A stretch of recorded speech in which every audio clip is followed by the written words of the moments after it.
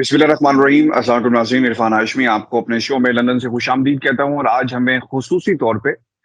Turkey سے join کر رہے ہیں امتیاز گل صاحب۔ وہاں پر اپنے کسی دورے پر ہیں۔ گل صاحب بہت شکریہ سر آپ کے وقت کا۔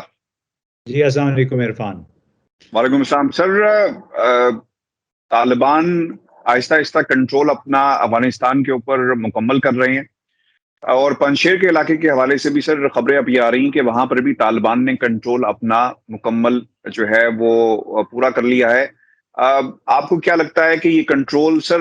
اب طالبان ایک مضبوط حکومت بنانے میں کامیاب ہوں گے؟ کیونکہ پہلا فیز تو اب مکمل ہو گیا ہے، اور جس طرح کہا جا رہا تھا کہ شاید افغانستان ایک خانہ جنگی کی طرف جا سکتا ہے، آپ کو لگتا ہے کہ یہ لانگ ہوگا، دیر پا ہوگا اور سسٹینیبل ہوگا؟ دیکھیے، جو خانہ جنگی کا ڈر تھا عرفان، وہ خاصی حد تک ختم ہو چکا ہے۔ جب 15 اگست کو طالبان کابل پہنچے تو اس کے بعد سے انہوں نے یہ کیا کہ اپنے جو بدترین دشمن تھے ان کے ساتھ بھی انہوں نے ہاتھ ملا لیا، انہیں گلے لگا لیا، اور خاص طور پہ جو سابق صدر حامد کرزئی تھے، پھر ان چیف ایگزیکٹو عبداللہ تھے، ان کو بھی انہوں نے صلاح مشورے میں ساتھ رکھا۔ وہ تمام لوگ ابھی ان کے ساتھ ہیں، اور ایسا لگ رہا ہے کہ ایک بہت بڑا پیس ڈپلومیٹک اوفینسو ہے، جس میں طالبان نے اپنے تمام تر دوستوں کے ساتھ ساتھ دشمنوں کو بھی شامل کیا ہے۔ اور یہی وجہ ہے کہ گزشتہ اگر دیکھیں 40 برس میں پہلی مرتبہ افغانستان پہ کسی ایک گروپ کا یا ان کے تمام ہم خیال لوگوں کا 99% علاقے پہ قبضہ ہوا ہے۔ اور یہ تو ہے اس کی ملٹری ڈائمنشن، کہ اگر پنشیر پہ بھی عملاً وہ آج رات تک 1-2 دن میں قبضہ کر لیتے ہیں تو اس کا مطلب ہوگا کہ 100% علاقہ طالبان کے قبضے میں آ جائے گا۔ اس میں جو پنشیر کے حوالے سے خاص طور پہ مغربی ذرائع ابلاغ نے شور شرابہ کیا، وہ ایک بنیادی حقیقت سے آری ہیں۔ وہ حقیقت یہ ہے کہ ماضی میں اگر پنشیر پہ قبضہ نہیں ہو سکا تو اس کی وجہ یہ تھی کہ روس یا تاجکستان کو شمالی اتحاد، اس وقت کے شمالی اتحاد کی کارروائیوں پہ کوئی مسئلہ نہیں تھا، اس کے ساتھ کوئی دشمنی نہیں تھی۔ اس وقت جتنے بھی ہمسایہ ممالک ہیں افغانستان کے، وہ تمام طالبان کے ساتھ ہیں، یعنی وہ کسی کو سیف پیسج نہیں دیں گے، کسی کو پناہ گاہ نہیں دیں گے۔ ماضی میں پنشیر کے سے کچھ ہی فاصلے پہ تاجکستان کی سرزمین پہ ایک ملٹری کیمپ تھا، بیس تھا، جو کہ بھارت کے قبضے میں تھا۔ تو بھارت وہاں سے فوجی اور مالی امداد شمالی اتحاد کو فراہم کیا کرتا تھا، جس کی وجہ سے اس گروہ کے لیے جو شمالی اتحاد تھا سروائیو کرنا آسان تھا۔ ابھی وہ چیپٹر کلوز ہو چکا ہے۔ جہاں تک کامیاب حکومت کاری کی بات ہے، یہ ایک بہت بڑا چیلنج ہے۔ اس میں ساتھ ساتھ کوشش تو کر رہے ہیں کہ وسیع البنیاد حکومت بنائے، وعدے بھی بہت سارے کیے ہیں انہوں نے افغانوں سے اور اپنے لوگوں سے بھی وعدے کر رہے ہیں، اور جو ہمسایہ ممالک ہیں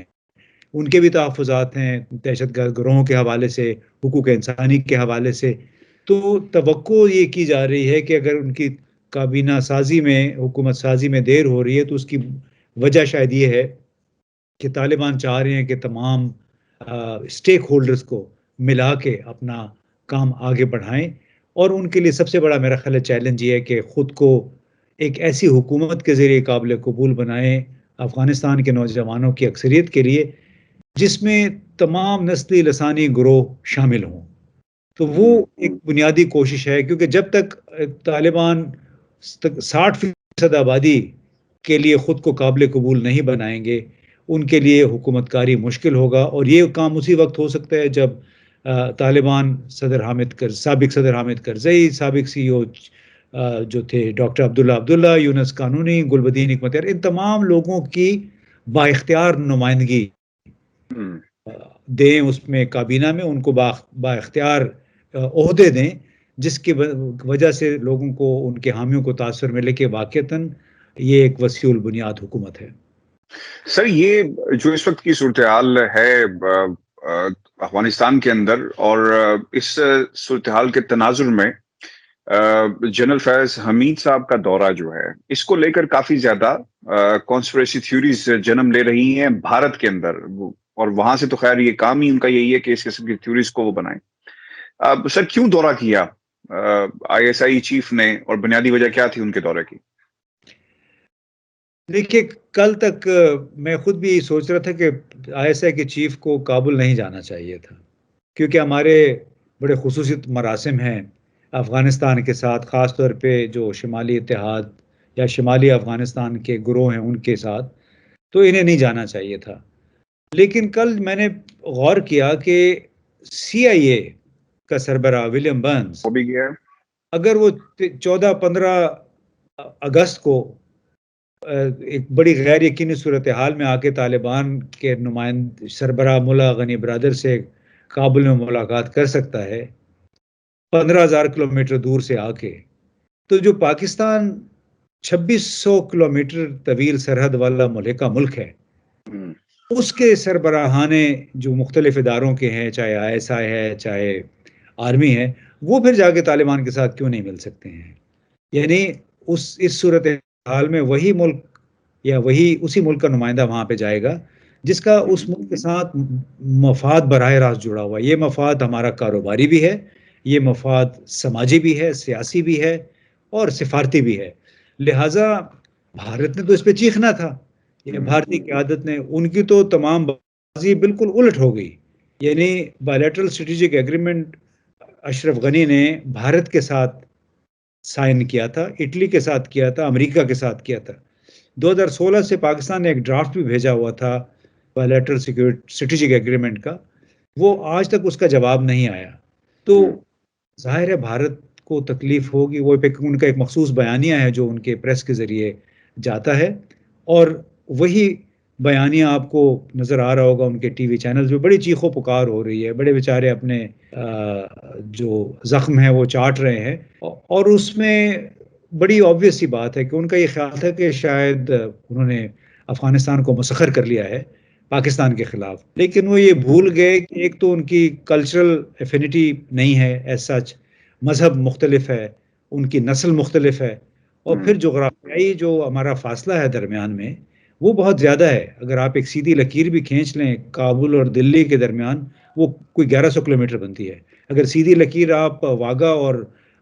تورخم کے درمیان کھینچ لیں، وہ کم از کم 700 کلومیٹر سیدھی لکیر، میں یہ بتا رہا ہوں۔ تو وہ بار یہ کہتے رہے کہ جی افغانستان ہمارا فوری امیڈیٹ ہمسایہ ہے، دنیا بھر کو وہ یہ کہتے رہے۔ تو وہ ساری تھیریز جو ہیں دے fallen flat on their face, اور اس وجہ سے ظاہر ہے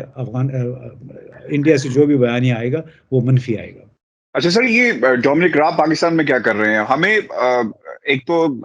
یہاں کے وزیر دفاع کا ایک میسج بھی آپ نے اسٹیٹمنٹ بھی سنی کہ امریکہ اب سپر پاور نہیں رہا، اور پھر اب اختلافات یورپ کے اور امریکہ سے بڑھ رہے ہیں۔